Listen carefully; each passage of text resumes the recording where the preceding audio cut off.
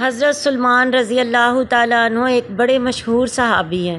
وہ فرماتے ہیں کہ جب عشاء کی نماز ہو جاتی ہے تو تمام آدمی 3 جماعتوں میں تقسیم ہو جاتے ہیں۔ ایک وہ جماعت ہے جس کے لیے یہ رات نعمت ہے اور کمائی ہے اور بھلائی ہے۔ یہ وہ حضرات ہیں جو رات کی فرصت کو غنیمت سمجھتے ہیں، اور جو لوگ اپنے راحت و آرام اور سونے میں مشغول ہو جاتے ہیں تو یہ لوگ نماز میں مشغول ہو جاتے ہیں۔ ان کی رات ان کے لیے اجر و ثواب بن جاتی ہے۔ دوسری وہ جماعت ہے جس کے لیے رات وبال ہے، عذاب ہے۔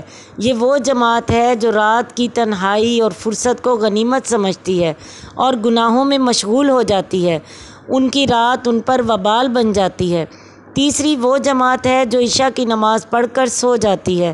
اس کے لیے نہ وبال ہے، نہ کمائی، نہ کچھ گیا نہ آیا۔